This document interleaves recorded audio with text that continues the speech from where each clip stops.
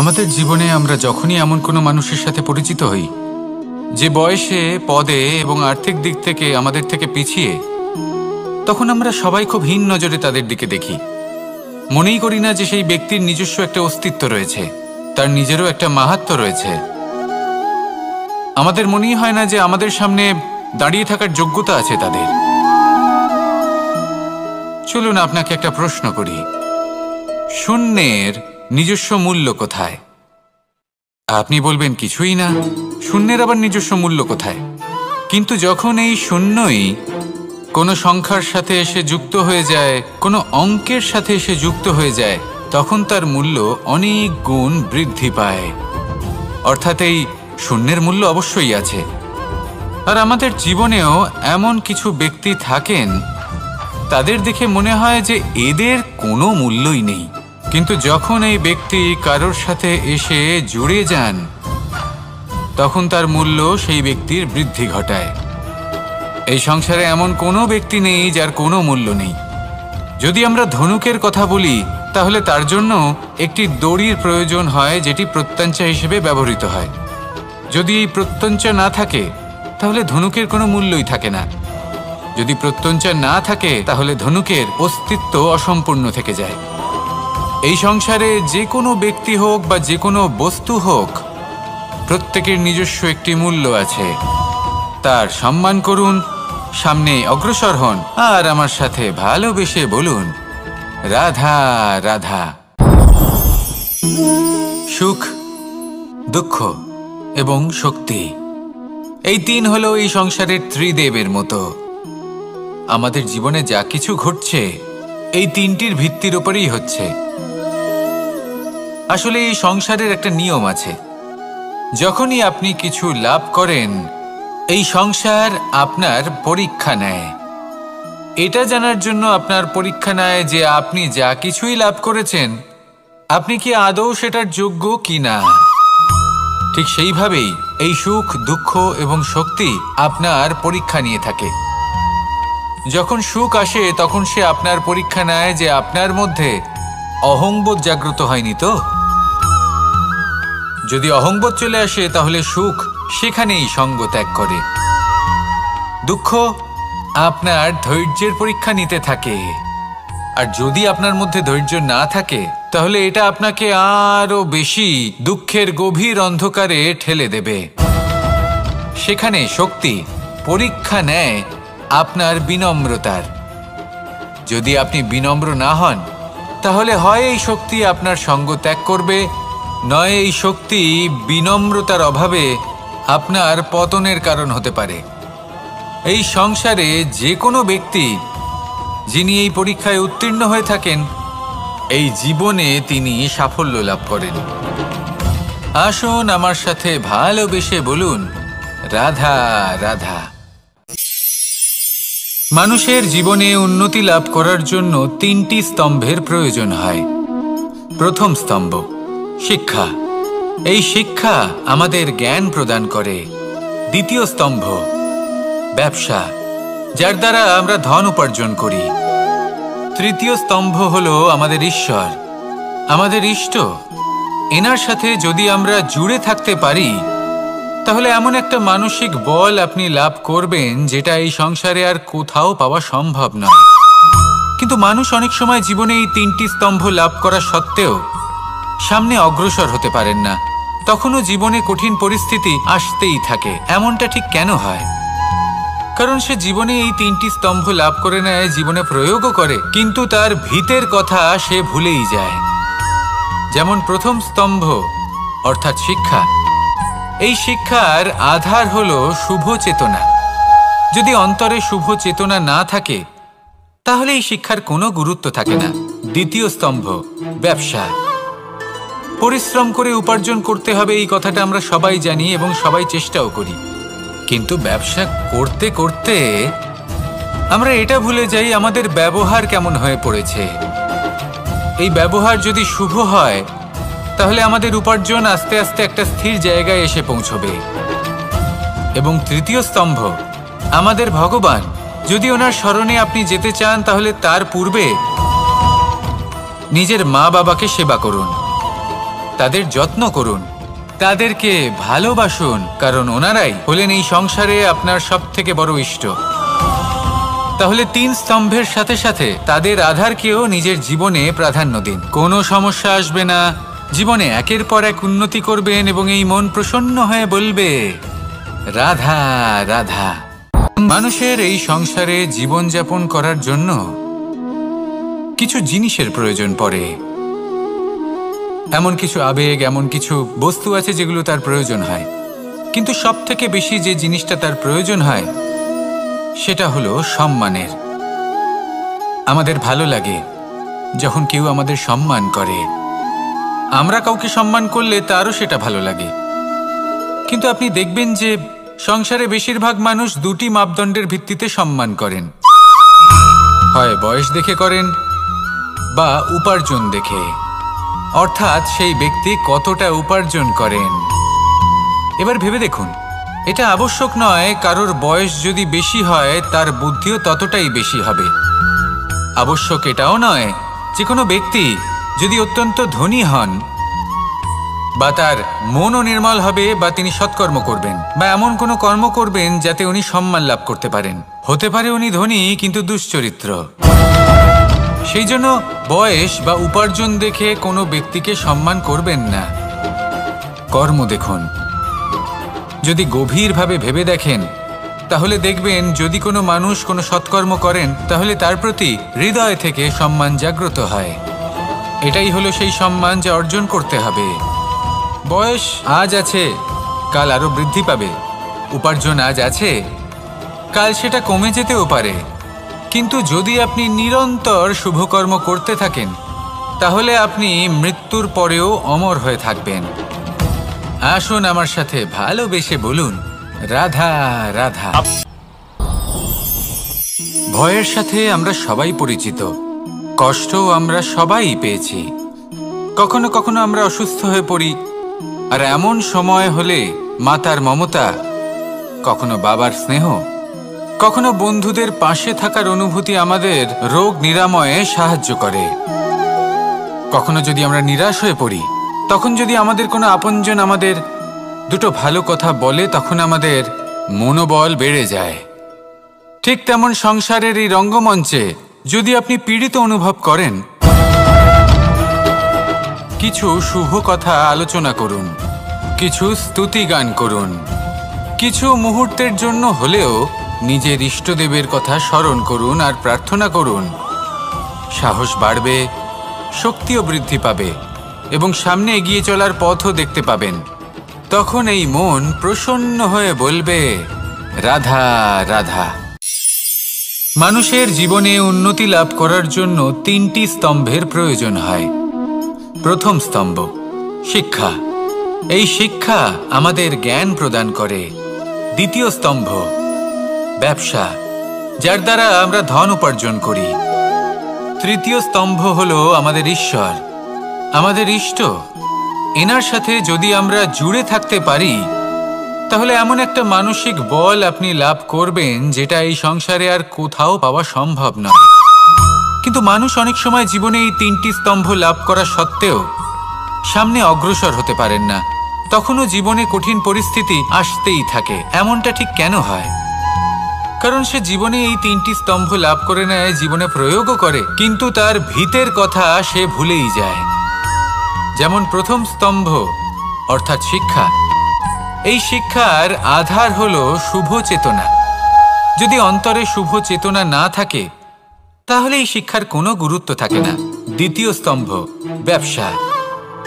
পরিশ্রম করে উপার্জন করতে হবে, এই কথাটা আমরা সবাই জানি এবং সবাই চেষ্টাও করি। কিন্তু ব্যবসা করতে করতে আমরা এটা ভুলে যাই আমাদের ব্যবহার কেমন হয়ে পড়েছে। এই ব্যবহার যদি শুভ হয় তাহলে আমাদের উপার্জন আস্তে আস্তে একটা স্থির জায়গায় এসে পৌঁছবে। এবং তৃতীয় স্তম্ভ আমাদের ভগবান। যদি ওনার স্মরণে আপনি যেতে চান তাহলে তার পূর্বে নিজের মা বাবাকে সেবা করুন, তাদের যত্ন করুন, তাদেরকে ভালোবাসুন, কারণ ওনারাই হলেন এই সংসারে আপনার সবথেকে বড় ইষ্ট। তাহলে 3 স্তম্ভের সাথে সাথে তাদের আধারকেও নিজের জীবনে প্রাধান্য দিন। কোনো সমস্যা আসবে না, জীবনে একের পর এক উন্নতি করবেন এবং এই মন প্রসন্ন হয়ে বলবে, রাধা রাধা। সুখ, দুঃখ এবং শক্তি, এই তিন হলো এই সংসারের ত্রিদেবের মতো। আমাদের জীবনে যা কিছু ঘটছে এই তিনটির ভিত্তির উপরেই হচ্ছে। আসলে এই সংসারের একটা নিয়ম আছে, যখনই আপনি কিছু লাভ করেন এই সংসার আপনার পরীক্ষা নেয়। এটা জানার জন্য আপনার পরীক্ষা নেয় যে আপনি যা কিছুই লাভ করেছেন আপনি কি আদৌ সেটার যোগ্য কি না। ঠিক সেইভাবেই এই সুখ, দুঃখ এবং শক্তি আপনার পরীক্ষা নিয়ে থাকে। যখন সুখ আসে তখন সে আপনার পরীক্ষা নেয় যে আপনার মধ্যে অহংবোধ জাগ্রত হয়নি তো। যদি অহংবোধ চলে আসে তাহলে সুখ সেখানেই সঙ্গ ত্যাগ করে। দুঃখ আপনার ধৈর্যের পরীক্ষা নিতে থাকে, আর যদি আপনার মধ্যে ধৈর্য না থাকে তাহলে এটা আপনাকে আরো বেশি দুঃখের গভীর অন্ধকারে ঠেলে দেবে। সেখানে শক্তি পরীক্ষা নেয় আপনার বিনম্রতার। যদি আপনি বিনম্র না হন তাহলে হয় এই শক্তি আপনার সঙ্গ ত্যাগ করবে, নয় এই শক্তি বিনম্রতার অভাবে আপনার পতনের কারণ হতে পারে। এই সংসারে যে কোনো ব্যক্তি যিনি এই পরীক্ষায় উত্তীর্ণ হয়ে থাকেন এই জীবনে তিনি সাফল্য লাভ করেন। আসুন আমার সাথে ভালোবেসে বলুন, রাধা রাধা। ভয়ের সাথে আমরা সবাই পরিচিত, কষ্টও আমরা সবাই পেয়েছি। কখনো কখনো আমরা অসুস্থ হয়ে পড়ি, আর এমন সময় হলে মাতার মমতা, কখনো বাবার স্নেহ, কখনো বন্ধুদের পাশে থাকার অনুভূতি আমাদের রোগ নিরাময়ে সাহায্য করে। কখনো যদি আমরা নিরাশ হয়ে পড়ি, তখন যদি আমাদের কোনো আপনজন আমাদের দুটো ভালো কথা বলে তখন আমাদের মনোবল বেড়ে যায়। ঠিক তেমন সংসারের এই রঙ্গমঞ্চে যদি আপনি পীড়িত অনুভব করেন, কিছু শুভ কথা আলোচনা করুন, কিছু স্তুতি গান করুন, কিছু মুহূর্তের জন্য হলেও নিজের ইষ্টদেবের কথা স্মরণ করুন আর প্রার্থনা করুন। সাহস বাড়বে, শক্তিও বৃদ্ধি পাবে এবং সামনে এগিয়ে চলার পথও দেখতে পাবেন। তখন এই মন প্রসন্ন হয়ে বলবে, রাধা রাধা। এই সংসারে কখনো কোনো ব্যক্তিকে তার বাইরের পোশাক দেখে বিচার করার চেষ্টা করবেন না, এটা খুব বড় ভুল করবেন।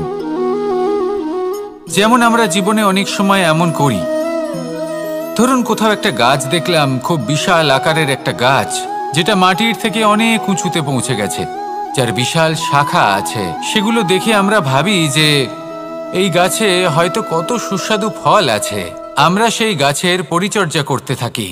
আবার অন্যদিকে হলো একটি তৃণ যেটা মাটি থেকে কিছুটা উঁচুতে পৌঁছেছে, কিন্তু সেই তৃণর নিচে, মাটির নিচে অত্যন্ত সুস্বাদু ফল বা সবজি জন্ম নেয়, যা আমাদের স্বাস্থ্যের পক্ষে অত্যন্ত উপকারী। সেই জন্য কখনো আবরণ দেখে কাউকে বিচার করতে চেষ্টা করবেন না। তার বদলে এটা বোঝার চেষ্টা করুন যে আপনার সামনে যে ব্যক্তি আছে বা বস্তু আছে তার বিশেষত্ব কি। যদি এই বিশেষত্ব বোঝার ক্ষমতা আপনি অর্জন করেন, যদি এই শিল্প আপনি নিজের ভেতরে জাগ্রত করেন, তাহলে এই সংসারে বিশেষত্ব কি সেটা আপনি জানতে পারবেন। আর এই সমস্ত খেলা দৃষ্টি থেকে নয়, দৃষ্টিভঙ্গি থেকে জন্ম নেয়। দৃষ্টিভঙ্গি সবসময় শুভ রাখুন আর আমার সাথে ভালোবেসে বলুন, রাধা রাধা। যখন আমরা কোনো বনে প্রবেশ করি তখন এই সবুজ ঘাস দেখে, এই কোমল ঘাস দেখে আমাদের মন প্রফুল্ল হয়ে ওঠে। ভিন্ন ভিন্ন প্রজাতির ফুল, ভিন্ন ভিন্ন রঙের ফুল দেখে এই মন আনন্দে ভরে ওঠে।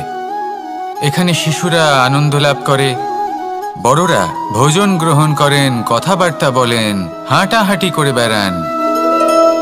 এবার ভেবে দেখুন, যখন এই উপবনের নির্মাণ হয়েছিল সেই সময় যদি এই মাটিকে সঠিকভাবে খনন না করা হতো, যদি তাতে সঠিকভাবে বীজ রোপণ না করা হতো, যদি কোনো সংঘর্ষ না হতো, পরিশ্রম না করা হতো, যদি চলতে চলতে পায়ে কাঁটা না বিঁধে যেত, তাহলে এই সুন্দর বন দেখে আমরা কি এই আনন্দ লাভ করতে পারতাম? কখনোই নয়। ধরুন কোনো নদীর তটে সুন্দর একটি বন আছে, সেই বনের আনন্দ লাভ করতে গেলে আপনাকে সেই নদী পার করতেই হবে। যদি সুখের নদীর কাছে পৌঁছতে চান তাহলে তটে যে কাঁটা রয়েছে সেগুলোর সাথে সংঘর্ষ করতেই হবে। এই সংসারে যদি আপনি সুখ লাভ করতে চান তাহলে সুখ লাভের এই যাত্রা শুরু করতে হবে সংঘর্ষ দ্বারা। তাহলে সংঘর্ষকে স্বাগত জানান, এর পেছনেই সুখ রয়েছে যা আপনার জন্য অপেক্ষা করছে। এবার হাসুন আর আমার সাথে ভালোবেসে বলুন, রাধা রাধা। মানুষ সুখী জীবনযাপনের প্রতি এতটাই অভ্যস্ত হয়ে পড়ে যে একটা ছোট্ট সমস্যা এলেই সে সবার থেকে সাহায্য চাইতে শুরু করে দেয়। সে সাহায্য লাভও করে এবং সেই সংকট থেকে সে বেরিয়েও আসে। কিন্তু এই সাহায্য কিছু মুহূর্তের, আর কিছু মুহূর্তের হলো এই দুঃখ। এই 2 মুহূর্তের সাহায্যের জন্য আজীবন আপনি তার কাছে ঋণী হয়ে থাকেন। আর মানবিকতার খাতিরে আপনার মনে কৃতজ্ঞতা জেগে ওঠে, আর সেই কৃতজ্ঞতা বোধ হলো যে আপনি কখনো সেই ব্যক্তিকে ছাপিয়ে যেতেই পারবেন না। সেই জন্য জীবনে সবসময় চেষ্টা করবেন নিজেকে প্রস্তুত রাখতে সেই সব সমস্যার জন্য, সেই সব বাধার জন্য যেগুলো আপনার জীবনে আসতে পারে। ততক্ষণ সাহায্য চাইবেন না যতক্ষণ না অন্য কোনো পথ না থাকছে। সাহায্য চাওয়া অনুচিত নয়, কিন্তু সাহায্য চাইলে এবং সাহায্য পেলে আপনি আজীবন কৃতজ্ঞ এবং ঋণী হয়ে থাকবেন। আর তারপর একদিন আপনি পরিবর্তন দেখতে পাবেন যে কিভাবে আপনি ছোট ছোট সমস্যার জন্য সাহায্য না চেয়ে বড় বড় সমস্যার সম্মুখীন হতে প্রস্তুত হয়ে গেছেন। এটাই হলো সংসারের নীতি। এটাই পালন করুন আর আমার সাথে ভালোবেসে বলুন, রাধা রাধা। আপনি কখনো কাউকে পর্বতে আরোহণ করতে দেখেছেন? বা আপনি কখনো নিজে কোনো পর্বতে আরোহণ করেছেন? করে থাকলে আপনি এই বিষয়ে অবশ্যই জানবেন যে যখন আমরা শিখরের দিকে এগোই, ওপরের দিকে এগিয়ে চলি, তখন আমাদের একটু ঝুঁকে পথ চলতে হয়। তখনই আমরা সেই পর্বত আরোহণ করতে পারি। কিন্তু যে ব্যক্তি নিচের দিকে ফিরে আসছেন তিনি কিন্তু ঝুঁকে চলেন না, তিনি দৃঢ়ভাবে সোজা হয়ে নিচে নামেন। এই ভারসাম্য বজায় রাখার এই খেলাতে সংসারের একটা সার লুকিয়ে রয়েছে। যদি আপনিও জীবনে উঁচুতে উঠতে চান, শিখরে পৌঁছতে চান, তাহলে আপনাকেও নত হয়ে বিনম্র হয়ে সামনে এগোতে হবে। সেখানে যদি আপনি বুক চিতিয়ে উদ্ধতভাবে অহংকার বোধ নিয়ে চলতে থাকেন, সেখান থেকেই আপনাকে নিচে নামতে হবে। কোনো ব্যক্তি তার বিনম্র স্বভাব দেখেই বোঝা যায় যে সেই ব্যক্তি সাফল্যের শিখর দেশে আরোহণ করছে নাকি নিচে তথা খাদের দিকে যাত্রা করছে। তাই সবসময় বিনম্র থাকুন, শ্রেষ্ঠ কর্ম করুন, পরিশ্রম করুন আর আমার সাথে ভালোবেসে বলুন, রাধা রাধা। মানুষের জীবনে স্বচ্ছতার একটা আলাদা গুরুত্ব আছে। যদি আপনি নিজেকে স্বচ্ছ রাখেন তাহলে আপনার নিজেরও ভালো লাগবে, সামনের ব্যক্তিরও ভালো লাগবে, একটা অন্যরকম প্রভাব পড়বে। কিন্তু একজন শ্রেষ্ঠ ব্যক্তি কিভাবে হয়ে ওঠা সম্ভব? যার মধ্যে গুণ আছে, শিক্ষা আছে, শুভ চেতনা আছে, যিনি সৎকর্ম করেন। কিভাবে হব সেই ব্যক্তি যার মধ্যে জ্ঞান আছে? শুধুমাত্র স্বচ্ছ থাকলে তো তা হওয়া সম্ভব নয়। প্রথমে আপনাকে বুঝতে হবে যে মানুষের মধ্যে 4টি মূল তত্ত্ব আছে। প্রথম হলো তার শরীর, যার দ্বারা উনি যে কোনো কর্ম করে থাকেন। দ্বিতীয় তত্ত্ব হলো তার মন, যার দ্বারা কোনো কর্ম করার জন্য সে নিজেকে প্রেরণা দিতে থাকে। তৃতীয় তত্ত্ব হলো বুদ্ধি, যে কর্ম আমরা করতে চাই, যে লক্ষ্যে আমরা পৌঁছতে চাই, সেটা আমরা কিভাবে কোন পথে করব সেটা স্থির করা যায় বুদ্ধি দিয়ে। আর চতুর্থ তত্ত্ব হলো আত্মা। আত্মা হলো এমন এক তত্ত্ব যার কোনো সমাপ্তি নেই। আত্মা হলো অজয়, কিন্তু এরও শুদ্ধিকরণের প্রয়োজন হয়। এই 4টি তত্ত্বের শুদ্ধিকরণ করতে থাকুন, এতে নির্মল রাখুন, শুদ্ধ রাখুন। এবং এটা কিভাবে হবে? শুভ চেতনা দ্বারা, জ্ঞানের দ্বারা এবং সবথেকে বেশি গুরুত্বপূর্ণ প্রেমের দ্বারা। আসুন আমার সাথে ভালোবেসে বলুন, রাধা রাধা। এই জীবনে তিনটি গুরুত্বপূর্ণ শব্দ আছে যা বোঝা আমাদের কাছে খুব গুরুত্বপূর্ণ, এবং এই তিনটি শব্দের নিজস্ব অর্থ আছে। প্রথম হলো সঙ্গবদ্ধতা, অর্থাৎ একসাথে মিলে কাজ করতে হবে, একসাথে মিলে পরিশ্রম করতে হবে, সামনে এগোতে হবে। এরকম করতে পারলে আপনার শক্তি বৃদ্ধি পাবে, আপনার ক্ষমতা বৃদ্ধি পাবে, আপনি এগোতে পারবেন এবং অনেক দূরে যেতে পারবেন। দ্বিতীয় হলো আত্মবিশ্বাস। হেরে যাওয়া বস্তুও আবার জিতে নিতে পারবেন। যদি আপনার নিজের আত্মবিশ্বাস থাকে তাহলে আপনি কখনো পরাজিত হবেন না। এবং তৃতীয় হলো অহংকার। জয়লাভ করার পরেও কিন্তু এটা আপনাকে পরাজিত করতে পারে। সেই জন্য জীবনে সঙ্গবদ্ধ হন, আত্মবিশ্বাস রাখুন, কিন্তু কখনোই অহংকার করবেন না। এই অহংকার আপনার থেকে সব কিছু কেড়ে নিতে পারে। এই অহংকারের জন্যই মথুরাপতি কংস নিজের পতনের দিকে অগ্রসর হয়েছিলেন। এই অহংকারকে ত্যাগ করুন আর আমার সাথে ভালোবেসে বলুন, রাধা রাধা। এই সংসারে সব থেকে বেশি কঠিন কাজ কোনটা? কেউ বলবেন যুদ্ধ করা, কেউ বলবেন ধন অর্জন করা, আবার কেউ বলবেন জ্ঞান অর্জন করা সব থেকে বেশি কঠিন। এবার প্রত্যেক ব্যক্তির নিজস্ব অভিজ্ঞতা আছে আর সেই অনুসারে তার নিজস্ব একটা উত্তর আছে। সাধারণভাবে দেখতে গেলে এই সংসারে সব থেকে কঠিন হলো তপস্যা করা, অর্থাৎ সব কিছু ত্যাগ করে তপস্যায় নিজেকে বিলীন করে দেওয়া। এবার এর থেকে বেশি কঠিন এই সংসারে আর কি বা হতে পারে?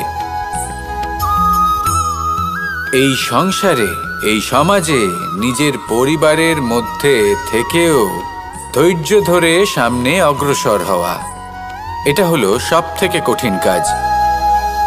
কারণ যখন আপনি তপস্যা করেন তখন সেখানে আপনার ধৈর্য ভাঙার মতো কেউ থাকেন না, না কোনো বন্ধু, না কোনো আত্মীয়, না কোনো শত্রু, কেউ না। কিন্তু যখন আপনি এই সমাজে, এই পরিবারে থাকেন, কোনো না কোনো ব্যক্তি এসে আপনার ধৈর্যের বাঁধ ভেঙে দেওয়ার ক্ষমতা রাখেন। তারা আপনার ধৈর্যের বাঁধ ভেঙে দেয়, আর কখনো কখনো তারা অনিচ্ছাকৃতভাবেই সেটা করে থাকেন। কারণ তাদের মানসিকতা আপনার থেকে আলাদা, তাদের কর্ম আপনার থেকে আলাদা, তাদের দৃষ্টিভঙ্গি আপনার থেকে আলাদা, জীবন যাপন আপনার থেকে আলাদা। সেক্ষেত্রে আপনি ধৈর্যচ্যুত হন, প্রসন্নতা আপনার থেকে ছিনিয়ে নেওয়া হয়। সেই জন্য এই সংসারে, এই পরিবারের থেকেও ধৈর্য ধরে সামনে অগ্রসর হওয়া কোনো পর্বতের শিখরে গিয়ে তপস্যা করার থেকেও অনেক বেশি কঠিন। আর যে ব্যক্তি এই সমাজেই, এই পরিবারে, সেই সকল মানুষের মধ্যে থেকে গিয়েও ধৈর্য ধরে অগ্রসর হতে থাকেন, যারা এই কাজটা শিখে নিতে পারেন, তারাই কিন্তু জীবনে আনন্দ লাভ করতে পারেন। এই ধৈর্যই শেষে আপনার জীবনে প্রসন্নতা বহন করে আনবে। তাই ধৈর্য ধরে জীবনের পথে অগ্রসর হন আর আমার সাথে ভালোবেসে বলুন, রাধা রাধা।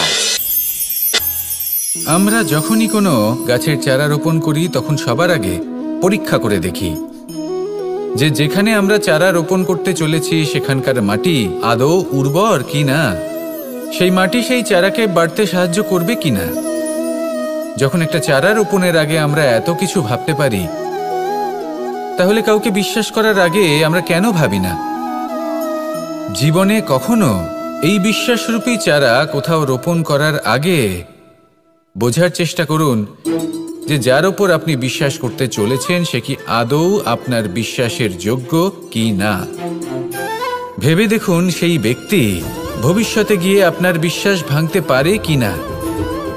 এটাও ভেবে দেখুন যে যাকে আপনি বিশ্বাস করতে চলেছেন তাকে আপনি বিশ্বাস করলে নিজের জীবনের উদ্দেশ্যে আপনি অগ্রসর হতে পারবেন কি না। আর তার জন্য প্রয়োজন সঠিক সিদ্ধান্ত, পরখ করা, কোনটা উচিত কোনটা অনুচিত সেটা বোঝা। আর তাতে কিন্তু আপনি সন্দেহবাতিক হবেন না, তাতে আপনি আরো নিপুণ হয়ে উঠবেন। তাই যদি আপনি নিপুণ হয়ে উঠতে চান তাহলে বোঝার চেষ্টা করুন, পরখ করে দেখুন, কোনটা উচিত কোনটা অনুচিত বুঝুন, আর বিশ্বাস তখনই করুন যখন আপনি 100% নিশ্চিত হবেন যে সে বিশ্বাসের যোগ্য। আসুন আমার সাথে ভালোবেসে বলুন, রাধা রাধা।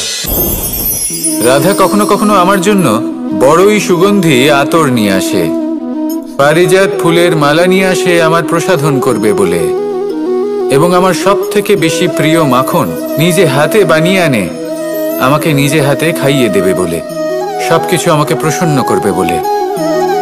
কিন্তু আপনি কখনো ভেবেছেন যে এই আতর কিভাবে বানানো হয়?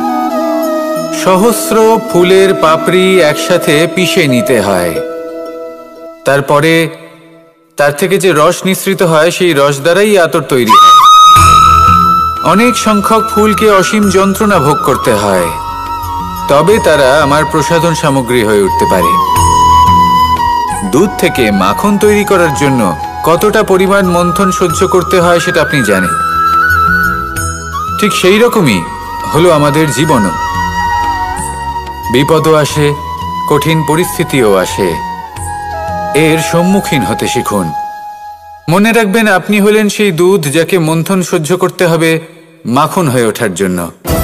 মনে রাখবেন, আপনি হলেন সেই ফুলের মতন যাদের পিষ্ট হতে হবে সুগন্ধি আতর হয়ে ওঠার জন্য, যাকে এই সংসার পছন্দ করে। কখনো কখনো জীবনে আপনার সাথে খারাপ শুধুমাত্র এই কারণে ঘটে যাতে আপনার শ্রেষ্ঠ রূপ এই সংসারের সামনে আসতে পারে। শুধুমাত্র কঠিন পরিস্থিতি এবং বিপদকে একটা সুযোগ হিসেবে দেখার চেষ্টা করুন। আপনার জন্য এই সংসার বদলে যাবে, সংসারকে দেখার দৃষ্টিভঙ্গি পাল্টে যাবে, আপনার ভাগ্য পাল্টে যাবে, আর এই মন প্রসন্ন হয়ে বলবে, রাধা রাধা। পাশা নামক এই খেলাটি আপনারা নিশ্চয়ই খেলেছেন, না খেলে থাকলে দেখেছেন, আর যদি দেখেও না থাকেন তাহলে নিশ্চিত রূপে শুনেছেন। মহাভারতের এই মহাযুদ্ধ কোথাও না কোথাও এই পাশা নামক খেলার কারণে হয়েছিল। পাশার এই বিচিত্র খেলা, দান, এইসবের কারণে কেউ নিজের মাথায় রাজ মুকুট পরিধান করেছিলেন, আবার সেখানেই পরাজিত হওয়ার জন্য কাউকে বনবাসও ভোগ করতে হয়েছিল। কিন্তু এই খেলা সমাপ্ত হওয়ার পরে সমস্ত ঘুঁটি আর এই পাশার ছক একই পুটলিতে স্থান পেল। এটাই হলো আমাদের জীবন। এই সংসারে আমরা জয় পরাজয়ের বিষয়ে এতটাই ভাবি, এত চিন্তা করি যে এই জীবনের খেলার আনন্দটাই উপভোগ করতে পারি না। আর অবশেষে কি হয়? কেউ জয়ী হন, কেউ পরাজিত হন, কিন্তু দুজনেই একই স্থানে পৌঁছে যান। প্রত্যেক ব্যক্তি মৃত্যুর পরে একটি নির্দিষ্ট স্থানেই পৌঁছতে বাধ্য,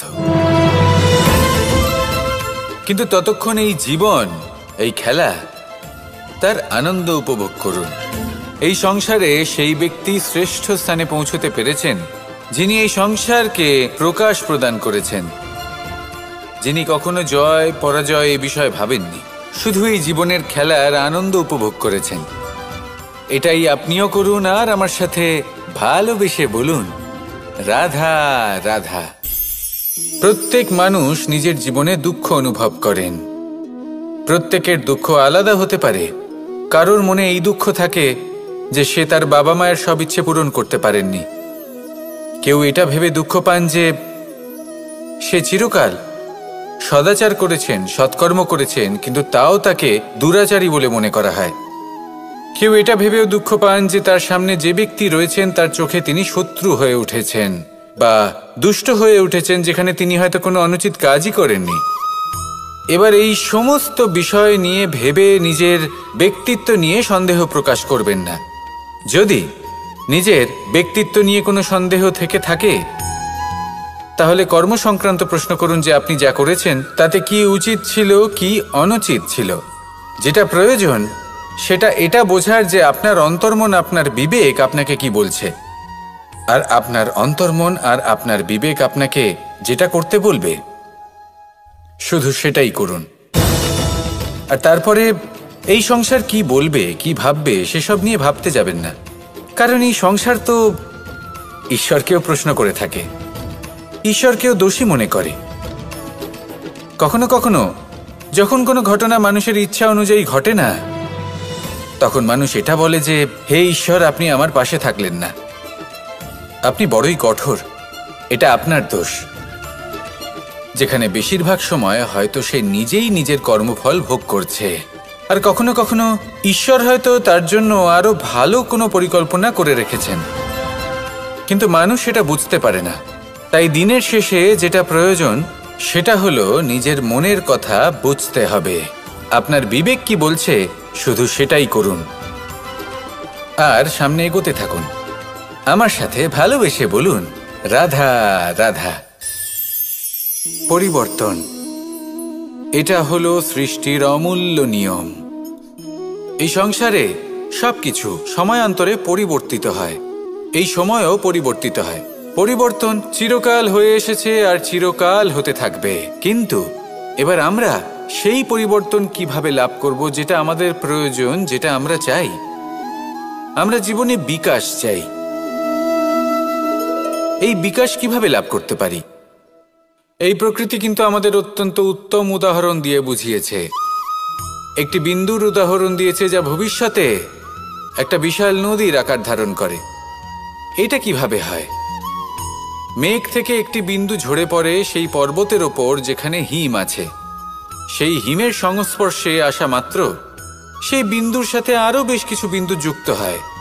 তারপর তারা অগ্রসর হয়, আরো কিছু বিন্দু যুক্ত হয়, আস্তে আস্তে একটা ক্ষীণ ধারার রূপ ধারণ করে, এবং সেটাই ভবিষ্যতে আরো এগোতে থাকে। অনেকটা যাওয়ার পর যখন অনেক সংখ্যক বিন্দু একসাথে যুক্ত হয়, তখন সেটা বিশাল নদীর আকার ধারণ করে। এবার আমরা মানুষ বলে আমাদের সাথে এই নিয়মের অন্যথা হয় তা নয়। আমরাও এই প্রকৃতির অংশ, আমাদের ক্ষেত্রেও একই নিয়ম প্রযোজ্য। যখন পরিশ্রম করে অনেক সংখ্যক বিন্দু আমরা একত্রিত করব, তখনই পরিবর্তনের নদী প্রবাহিত হবে। প্রয়োজন হলো নিরন্তর পরিশ্রম করা এবং ধৈর্য ধরা। এটা করতে থাকুন, জীবনে সব কিছু লাভ করতে পারবেন। কারণ প্রকৃতি আমাদের এটাই শিখিয়েছে, আর আমরা এই ব্রহ্মরই একটি অংশ, যার দ্বারা এই ব্রহ্মাণ্ড নির্মিত। আসুন আমার সাথে ভালোবেসে বলুন, রাধা রাধা। কখনো এই প্রকৃতির দিকে তাকিয়ে থাকবেন। এই প্রকৃতি অনেক ধরনের শিক্ষা দেয়।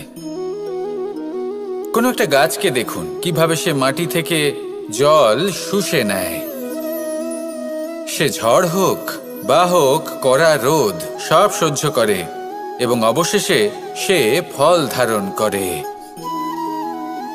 আর সেই ফল উৎপন্ন করার পরে সে ফল কিন্তু সে নিজে গ্রহণ করে না, এই সংসারকে প্রদান করে, যাতে পশু পাখি মানুষ তারা এই ফল গ্রহণ করে শক্তিশালী হয়ে উঠতে পারে, সুস্থ থাকতে পারে।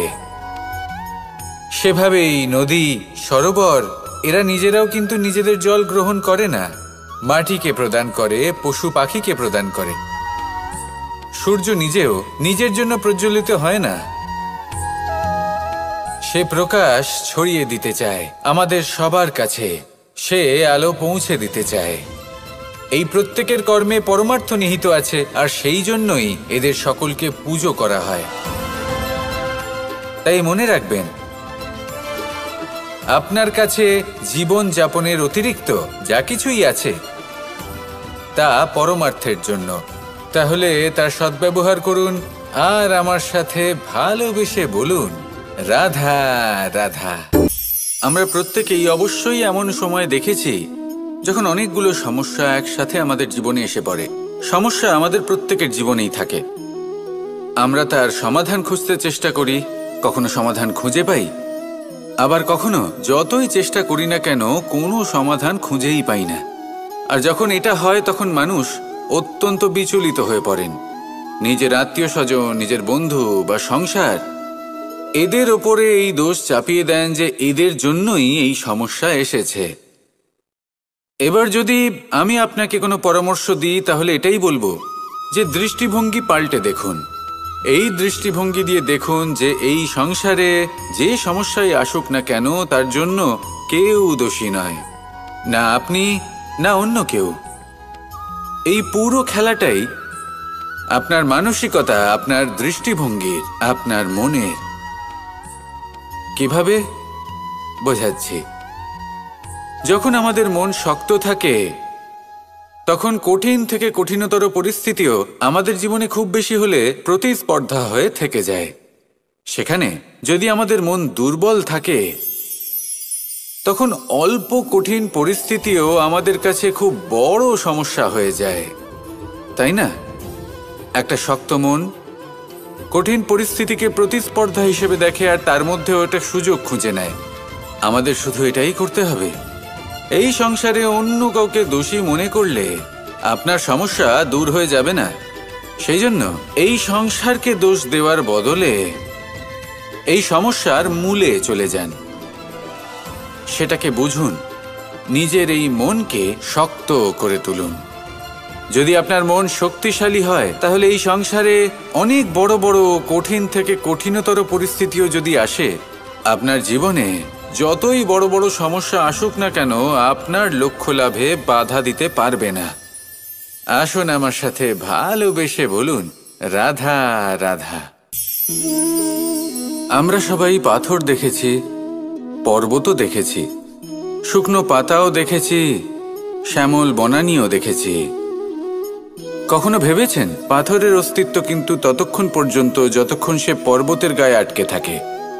যখন সেই পর্বত থেকে সেই পাথর ভিন্ন হয়ে যায় ও নিজের অস্তিত্ব হারিয়ে ফেলে। আস্তে আস্তে কখনো পাথর কেটে বা কখনো পিষ্ট হয়ে সেই পাথর আস্তে আস্তে মাটিতে পরিণত হয় এবং পূর্ণরূপে নিজের অস্তিত্ব হারিয়ে ফেলে।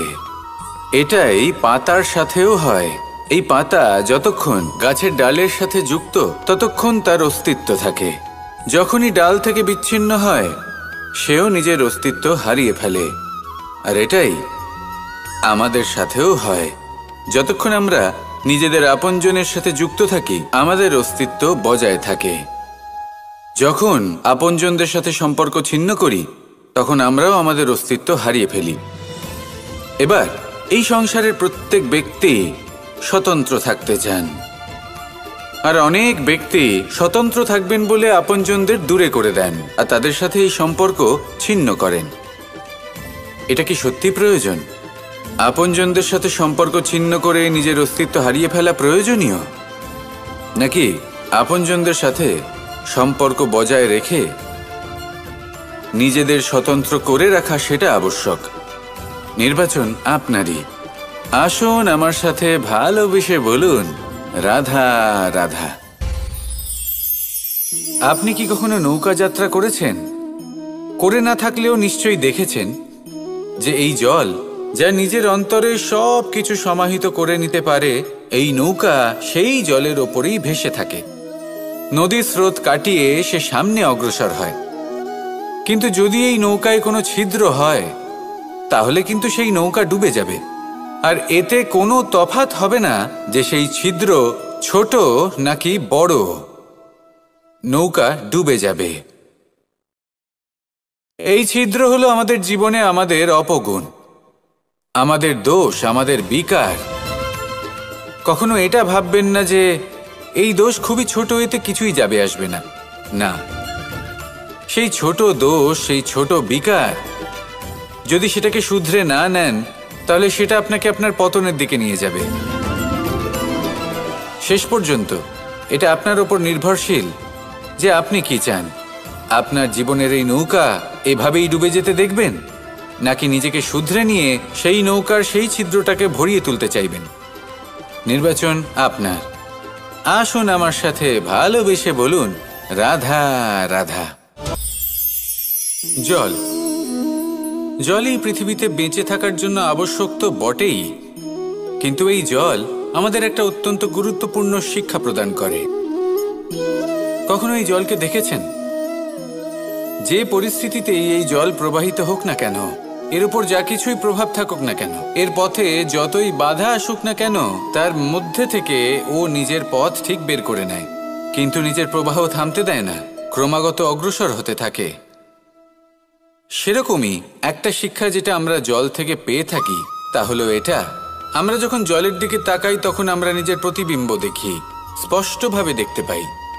কিন্তু তখনই দেখতে পাই যখন এই জল শান্ত থাকে, স্থির থাকে। যদি এই জল অশান্ত হয়ে থাকে, স্থির না হয়, তাহলে আমরা এতে নিজের প্রতিবিম্ব দেখতে পাই না। এটাই আমাদের মনের সাথেও হয়ে থাকে।